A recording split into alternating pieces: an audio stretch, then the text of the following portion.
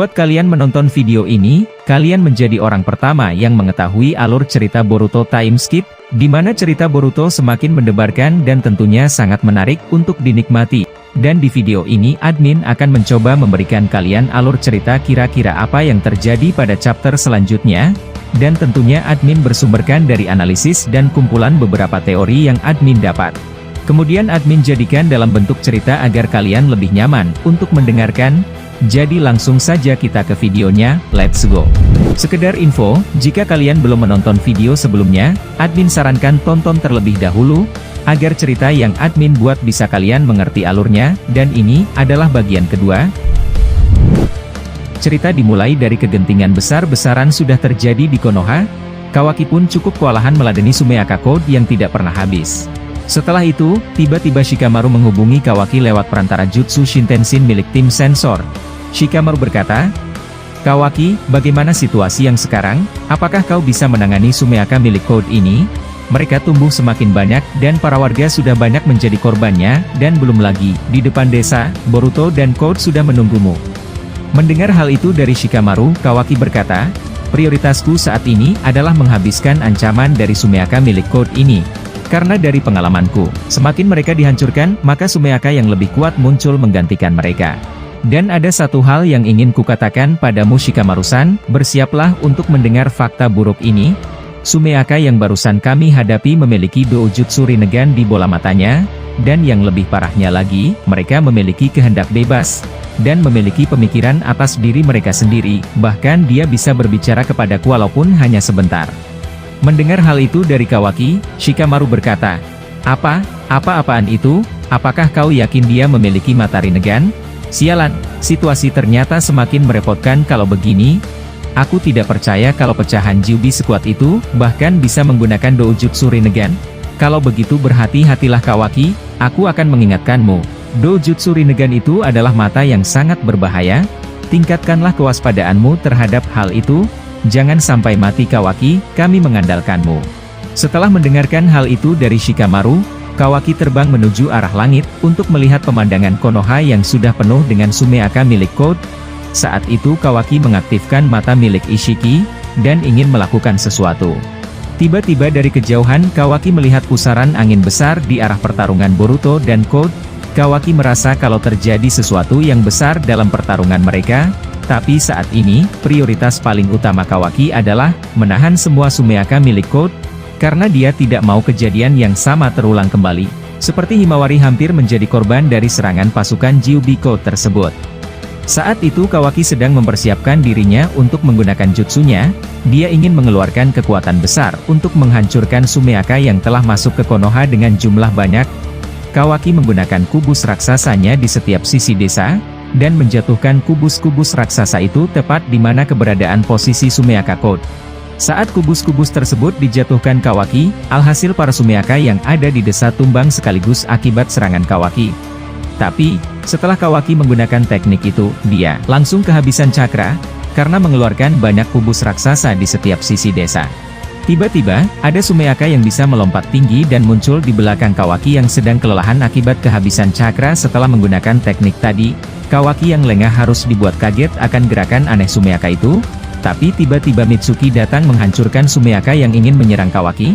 Mitsuki menggunakan jutsu Raiton Hebi Mikatsuchi untuk melumpuhkan gerakan Sumeaka tersebut. Akibat tindakan dari Mitsuki tadi, Kawaki berhasil selamat dari serangan Sumeaka Code. Kemudian Mitsuki berkata, "Kubus raksasa barusan tadi, apakah kau yang menggunakan itu? Jika benar, itu akan menguras habis cakramu.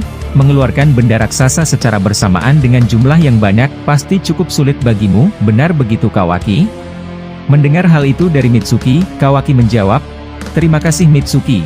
Aku benar-benar lengah, dan aku tidak percaya kalau Sumeaka tersebut bisa melompat setinggi itu." Pada saat mereka berbicara, tiba-tiba tim sensor memberikan laporan ke semua shinobi yang ada di desa.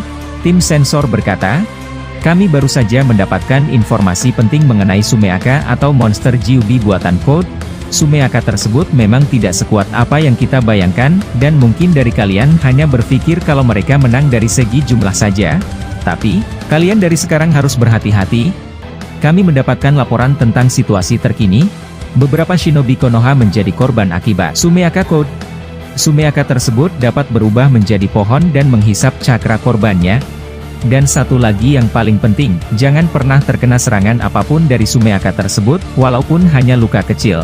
Itu bisa membuat kalian kaku dan tidak bisa bergerak. Dan yang lebih parahnya lagi, kalian bisa menjadi pohon dan menyatu dengan Sumeaka tersebut. Setelah mendengarkan itu dari tim sensor, Mitsuki berkata kepada Kawaki, "Yang tadi, hampir saja ya. Jika saja kau terkena sedikit luka dari Sumeaka itu, mungkin nasibmu akan sama seperti apa yang disampaikan tim sensor barusan. Kalau begitu, kau harus lebih berhati-hati Kawaki, tingkatkan kewaspadaanmu kepada mereka, karena dari pengamatanku sendiri, semakin banyak mereka dikalahkan, maka Sumeaka yang kuat akan bermunculan sedikit demi sedikit." Mendengar hal itu dari Mitsuki, Kawaki menjawab, "Benar, aku juga berpikiran yang sama denganmu, tapi aku tidak tahu kalau mereka seberbahaya itu." Tapi ada sesuatu yang dilupakan tim sensor itu dari laporannya. Mereka atau Sumeaka tersebut, salah satu di antara mereka memiliki Doujutsu Rinnegan. Aku sebelumnya sudah melaporkan ini kepada Shikamaru-san, tapi dia tidak memberikan laporanku kepada tim sensor. Apa yang dia pikirkan? Mendengar hal itu, Mitsuki menjawab, "Rinnegan maksudmu? Aku tidak percaya jika mereka berevolusi sejauh itu.